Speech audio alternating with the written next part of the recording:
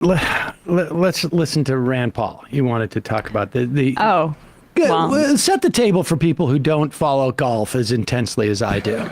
So essentially, there has been like this major scandal where the PGA Tour, which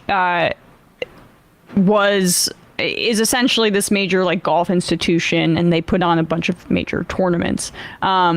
They were in a feud with LIV Golf, which is the Saudi-backed newly formed golf league that poached a bunch of the golfers from the PGA Tour and paid them an incredible amount of money to play for them as well. And then there was this whole kind of back and forth about banning players if they chose to defect and take the LIV Tour money, because the PGA Tour saw that essentially as competition. And then LIV retaliated, the Saudi-backed golf league, by suing them for antitrust on antitrust violations, which, like, a little bit, I mean, there were some merits to that.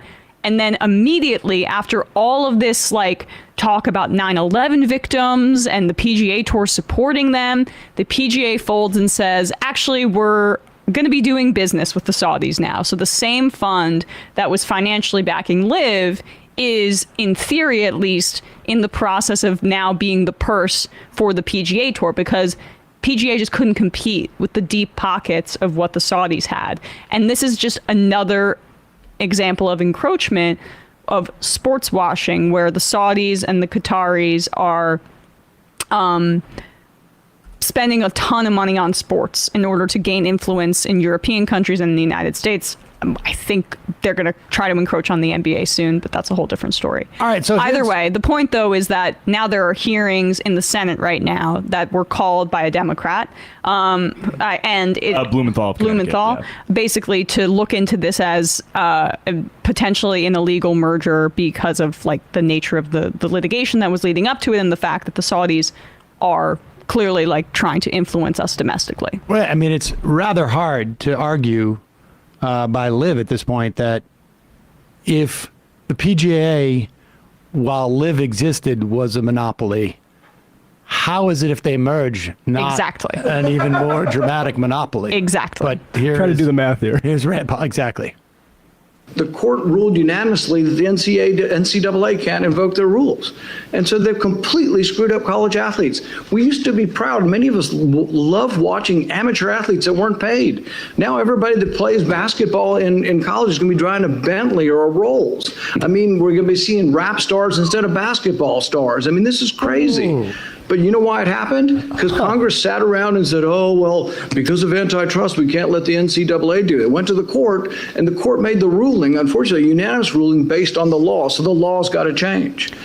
Antitrust shouldn't be involved with association. So hold on, Senator Paul. Hold on. I thought you were in favor of the free marketplace. I thought you were in favor of the free marketplace. I am.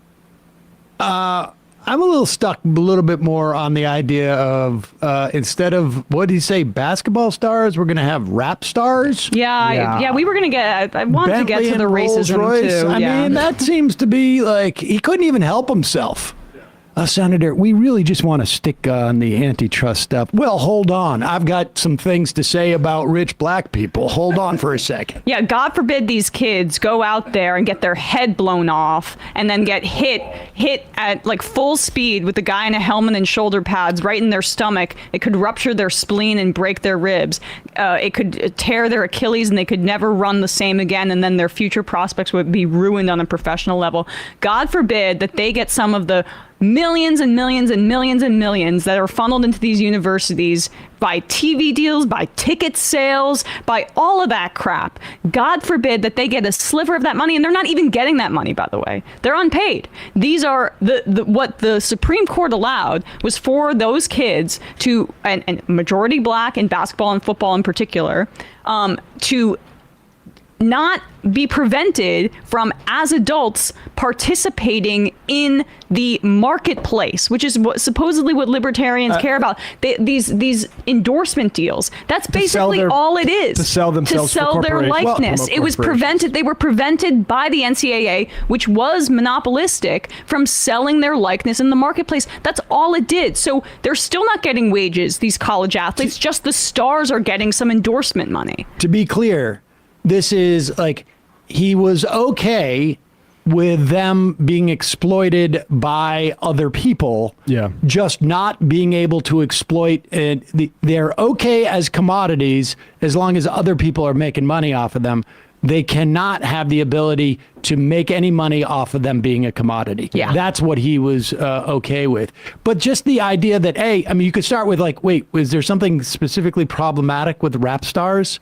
A, and then B, like, why would you say like, first they're athletes and then like they're walking around like they're CEO stars, like wait, Yeah. what were you just talking about? Like, It's they're just uppity. getting money. Yeah, exactly. That's what it is. Yeah. And, I mean, Jason Coupe at Professor J on Twitter said this: "I'm telling you, I don't know why y'all believe their free market ideology stick. Young black people start making a little money on the square, and on go the Klan hoods. He isn't even hiding the racism." And that's what I think. Like, look, I think the hypocrisy about free market, I think we can graduate beyond this. And like, this is just a neo-Klan sort of organization and sort of political formation here. It is like when they show their cards like this, like the resent that somehow it's one thing for the people in charge, Tommy Tuberville and whatever these institutions Nick Saban. are, to be able to